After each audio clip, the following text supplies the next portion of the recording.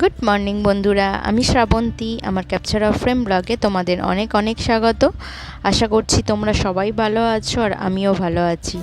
আর আজ হচ্ছে 20 এপ্রিল শনিবার, আর এখন ঘড়িতে বাজে প্রায় 5:30টার মতো। আর এখন তোমাদের সাথে নিয়ে আমার ব্লগটা স্টার্ট করছি।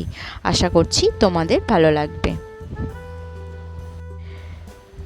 আজ যেহেতু শনিবার, তাই একবার ওভেনটাকে ভালো করে সমস্ত কিছু পরিষ্কার করে নিচ্ছি, কারণ আজ আমাদের নিরামিষ রান্নাবান্না হবে। তো সেই জন্য ভালো করে একবার ওভেনটা রাতে তো একবার মুছে রেখেছি, আর একবার ওভেনের পুরো জায়গাটা ভালো করে পরিষ্কার করে নিলাম।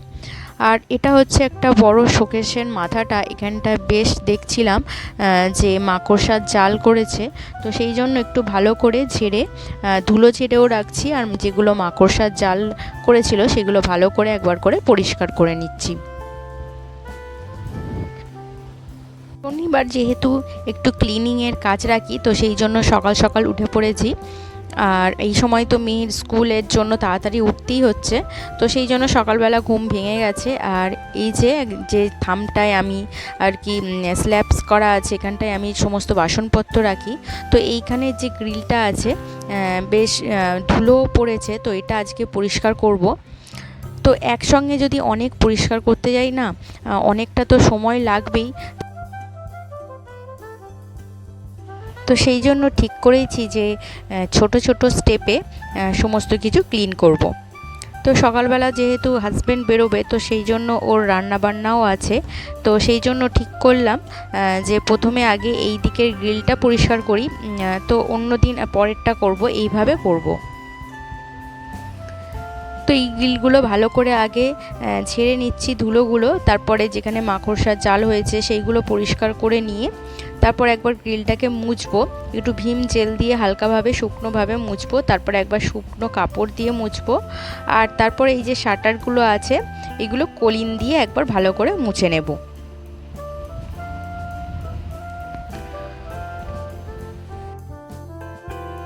আসলে একটা করে যদি রুটিন করে নেওয়া যায় যে এই দিকটা এই এক সপ্তাহ করব, বা এই দিকটা পরের সপ্তাহ করব, এইভাবে যদি রুটিন করে নেওয়া যায় তাহলে সমস্ত দিকটাই ভালোভাবে ক্লিন করা যায়। আর যদি একেবারে করতে যাই তাহলে অনেকটা তো সময় লেগেই যায়, আবার সেইগুলোকে গোছাতে গোছাতে আরও সময় লেগে যায়। তো সেই জন্য ছোট ছোট স্টেপে পরিষ্কার করব। তো এইখানে দেখো আমার ভালো করে ঝেড়ে ক্লিন করা হয়ে গেছে, গ্রিলটাও মোছা হয়ে গেছে, আর কলিন দিয়ে কাঁচটাও মোছা হয়ে গেছে। এবার এখানে যে জিনিসপত্রগুলো থাকে সেই জিনিসগুলো ভালো করে একবার ডাস্টিং করে নিয়ে মুছে নিয়ে আবার ওই জায়গাতে রেখে দিচ্ছি।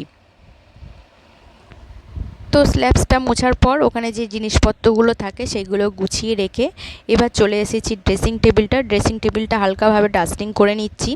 আর আজকে এই ঘরের বেড কভারটাও চেঞ্জ করব, আর আসবাবপত্রগুলোও একটু ভালো করে ডাস্টিং করে নেব।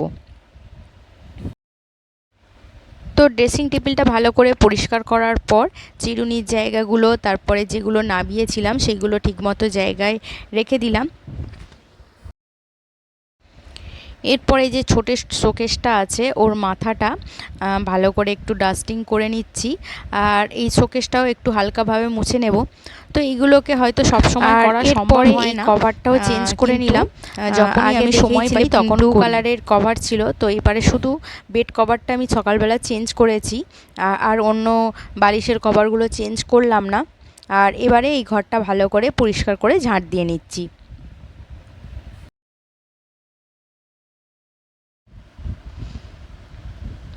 তো ওই ঘরে তো হাজব্যান্ড আর মেয়ে এখনও ঘুমাচ্ছে, তো ওই ঘরটা আর সেইভাবে দেখাবো না। ওই ঘরটায় জাস্ট হালকাভাবে একটুখানি ঝাড় দিয়ে নেবো। ওই ঘরের কিছুই এখন করব না, মানে ডাস্টিং আর এইগুলো কিছুই করব না, জাস্ট একটু ঝাড় দিয়ে মুছে নেব। তো এইদিকে দেখো আমার ঝাড় দেওয়াটা কমপ্লিট হয়ে গেছে, আর এবারে আমি ভালো করে হচ্ছে মুছে নিচ্ছি।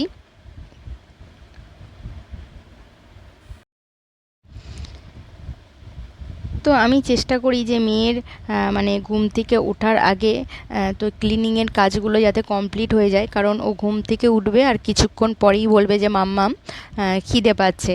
তো সেই জন্য তাড়াহুড়ো করে সমস্ত কিছু আগে কমপ্লিট করে একদম নিচে চলে এসেছি। আমাদের বাথরুম ওপরেও আছে, তো সেখানে স্নান করি না, আমরা নিচেই স্নান করি, আর জামা কাপড় কাচা বাসন মাজা সমস্ত কিছু নিচেই হয়।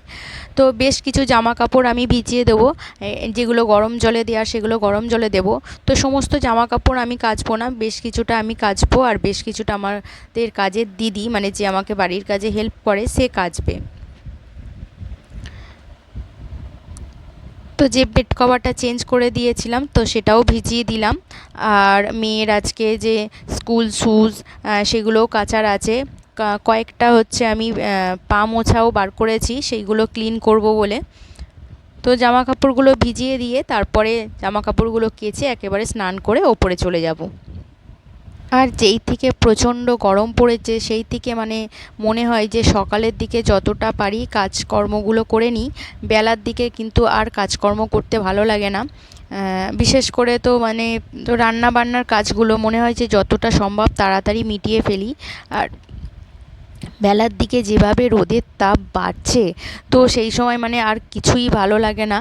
আর একটু কাজ করলেই প্রচণ্ড ঘাম হচ্ছে, মানে পাখা চলছে তার মধ্যেও ঘাম হচ্ছে। আর এই সময় মানে ঠান্ডা জলই সবথেকে খেতে বেশি ভালো লাগছে, মানে ওটা খেয়েই যেন মনে হচ্ছে সবথেকে তৃপ্তি পাওয়া যাচ্ছে।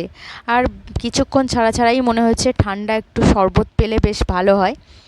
তো যাই হোক, আমি জামা কাপড় কেচে আর স্নান করে চলে এসেছি। আর এখন ছাদে জামা কাপড়গুলো যেগুলো কেচেছি আমি সেইগুলো এখন মেলে দেবো। আর এরপরে আমি পুজোটা সেরে ফেলবো। আর এর মধ্যে কিন্তু আমার মেয়ে ঘুম থেকে উঠে পড়েছে, তো ওকে ব্রাশ করতে বললাম।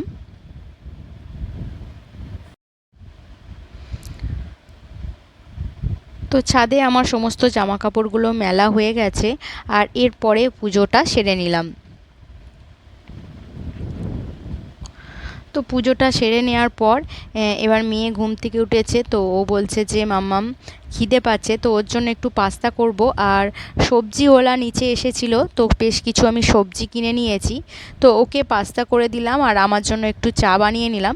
এখন দুজনে একটু চা খাবো, আর ও পাস্তাটা খাবে আর আমি একটু চাটা খাবো আরাম করে। তো সকাল থেকে মোটামুটি বাসি কাজকর্ম সমস্ত সারা হয়ে গেছে, অনেকটাই রিলিফ, কারণ হচ্ছে ক্লিনিংয়ের যে কাজগুলো মোটামুটি আমি সকালের দিকে কমপ্লিট করে ফেলেছি। তো চা খাওয়ার পর এবার আমি সবজিগুলো কেটে নিয়েছি। আজকে সেরকম কিছু হবে না, একটু হবে মুগের ডাল, ঝিঙে আলু পোস্ত হবে, মেয়ের জন্য তো একটু পোস্ত আলু ভাজা হবে, একটু কুমড়োনি করব, আর কয়েকটা উচ্ছে পড়েছিল উচ্ছেটা একটু ভাজবো, আর ঢ্যাঁড়স কয়েকটা পড়েছিল সেটা ভাতে দিয়ে দিয়েছি, মানে দিয়ে দেবো। সমস্ত কিছুই কেটে রাখা হয়ে গেছে। তো মুগের ডালটাকে আগে একটু শুকনো খোলায় নেড়ে নিলাম, তারপরে ভালো করে ধুয়ে আর প্রেশার কুকারে বসিয়ে দিয়েছি। আর এদিকে পোস্ত আলু করার জন্য আলুটাকে একটু ভেজে নিচ্ছি। তো আলুটা ভেজে নেওয়ার পর এর মধ্যে ঝিঙেটা দিয়ে দিলাম, আর এর মধ্যে দেবো একটু হলুদ গুঁড়ো, লঙ্কা গুঁড়ো আর পোস্ত বাটা, আর কিছু দেবো না, স্বাদ মতো লবণ দিয়ে দেবো। আর ঝিঙের মধ্যে তো একটা মিষ্টি মিষ্টি ভাব আছে, তো সেই জন্য এখানে আর চিনি দেওয়ার কোনো প্রয়োজন নেই। তো ঝিঙে আলু পোস্তটা আমার হাজব্যান্ডের ফেভারিট, কারণ ও আবার ছোটোবেলা থেকেই পোস্ত মানে ঝিঙে আলু পোস্তটা বেশি খেয়ে এসেছে, তো সেই জন্য ওর খুব এটা ভালো লাগে। তো আমার মেয়ে ঝিঙে আলু পোস্তর তরকারি কোনোটাই খাবে না, তো ওর জন্য পোস্ত আলু ভাজা। এদিকে দেখো আমি আর ঝিঙে আলু পোস্তটা কমপ্লিট হয়ে গেছে, আর উচ্ছে ভাজাটাও আমি কমপ্লিট করে নিয়েছি, আর পোস্ত আলু ভাজা, তো এইগুলো দেখানোর মতো সেরকম কিছু নেই।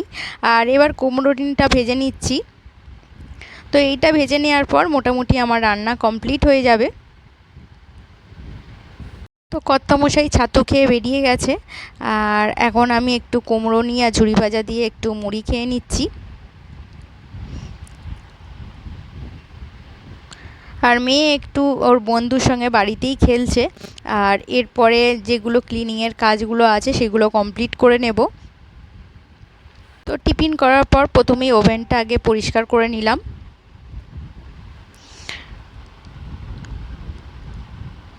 আর ওভেনটা পরিষ্কার করার পর আমি হচ্ছে এবারে যে সবজিগুলো নিয়েছিলাম সেইগুলো একটু পরিষ্কার করে ধুয়ে রাখবো, ধুয়ে তারপরে ফ্রিজে রেখে দেবো।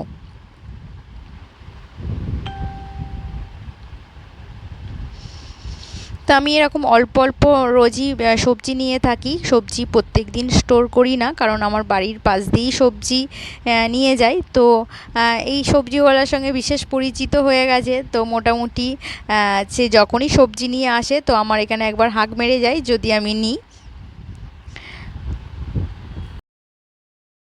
তো এই ঘরের সমস্ত কাজ কমপ্লিট করার পর এবারে যাব ওই ঘরে। তো কর্তামশাই তো ওই ঘরে শুয়েছিল। তো আমার বিছানা গোছানো কমপ্লিট হয়নি, আর এরপরে আমি এই ঘরের বিছানাটা কমপ্লিট করে নেব গুছিয়ে।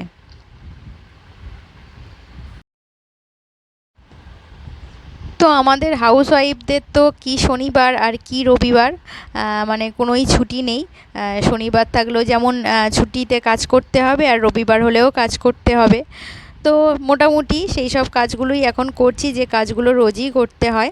তো এখানে রোজ করতে করতে একটা অভ্যাসে পরিণত হয়ে গেছে, আর কোনো বিরক্তির জায়গা নেই, কারণ জানি এই কাজগুলো আমরা না করলে, মানে আমি না করলেই এই কাজগুলো পড়েই থাকবে আর একটা সময় আমাকেই করতে হবে। তো সেই জন্য মনের মধ্যে আর সেই রকমভাবে বিরক্ত আসে না। তো এখন এই বিছানাটা কমপ্লিট করে নিই। যেহেতু ওই দিককারের কাজগুলো, মানে রান্না বান্নার কাজগুলো কমপ্লিট হয়ে গেছে, এবারে মোটামুটি এই ঘরে একটু ডাস্টিং করলে আর ঘরটাকে একটু ভালো করে ঝাঁট দিয়ে নিলে, আর এবারে হালকা ফুলকা কাজগুলো আছে, আর সেরকম কোনো চাপ নেই। তো এই ঘর মোটামুটি আমার এই বিছানাটা ঝেড়ে পরিষ্কার করে গোছানো হয়ে গেছে। এবার আসবাবপত্রগুলো একটু ডাস্টিং করব।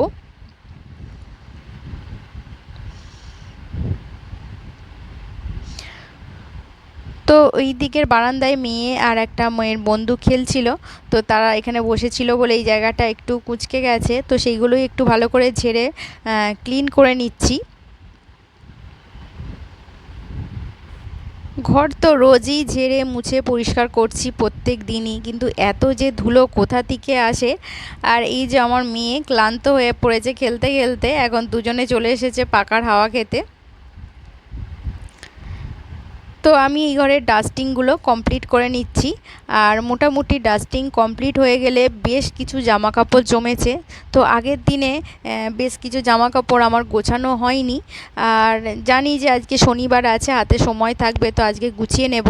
আর সকালে বেশ কিছু জামা কাপড় যেগুলো কেচে রোদে দিয়েছিলাম তার বেশিরভাগই শুকনো হয়ে গেছে, কারণ রোদের যা তাপ, তো তাতে বেশ ঘন্টাখানেক থাকলেই মোটামুটি সমস্ত কিছু শুকনো হয়ে যাচ্ছে। আর এবারে আমি সমস্ত জামা কাপড়গুলো গুছিয়ে নেব। আমি সমস্ত জামা কাপড়গুলো গুছিয়ে ভাঁজ করে রেখে দিচ্ছি, কারণ একটা একটা করে ভাঁজ করব, রাখতে যাব, এতে সময় বেশি লাগবে। তো সেই জন্য আগে ভাঁজ করে সমস্ত কিছু কমপ্লিট করে নিয়ে তারপর যে যার জায়গা মতো রেখে দেবো। তো সকালবেলা দেখো যে বেড কভারটা কেচে দিয়েছি সেই বেড কভারগুলোও শুকনো হয়ে গেছে, জামা কাপড়গুলোও শুকনো হয়ে গেছে। তো এখানে দেখো আমার গোছানো কমপ্লিট হয়ে গেছে, এবারে যে যার জায়গা মতো রেখে দিচ্ছি। তো এর পরের যে কাজগুলো ছিল সেগুলো তোমাদের সঙ্গে আর শেয়ার করব না, কারণ তারপরে এই ভিডিওগুলো শেয়ার করলে তাহলে অনেক বড় ভিডিও হয়ে যাবে আর তোমাদের দেখতেও বিরক্ত লাগবে।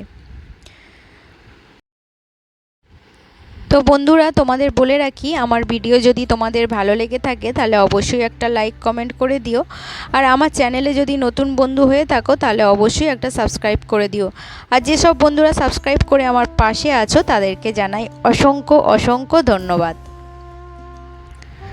তো সমস্ত জামা কাপড় আমার যে যার জায়গা মতো রাখা হয়ে গেছে, আর এরপরে মেয়েকে স্নান করাবো আর আমিও ফ্রেশ হব। আর এখন তো দিনে 2-3 বার করে ফ্রেশ হতে হচ্ছে, কারণ এতটাই গরম আর ঘাম দিচ্ছে যে মানে থাকা যাচ্ছে না। তো যতবারই স্নান করি মনে হয় যে আরও একবার স্নান করলে ভালো হয়। তো মেয়েকে স্নান করিয়ে আমি ফ্রেশ হয়ে বসে পড়েছি লাঞ্চে। আর আজকের লাঞ্চের মেনু তো তোমাদের জানা, কুমড়োনি, তারপরে আমি একটু ঢ্যাঁড়স ভর্তা করেছি, আর হচ্ছে উচ্ছে ভাজা, আর ঝিঙে আলু পোস্ত মুগের ডাল। আর মেয়ের আছে একটু পোস্ত আলু ভাজা, ওর একটু ঘি আছে আর মুগের ডাল, আর এটা খেতেই ও ভীষণ পছন্দ করে। তো আজকের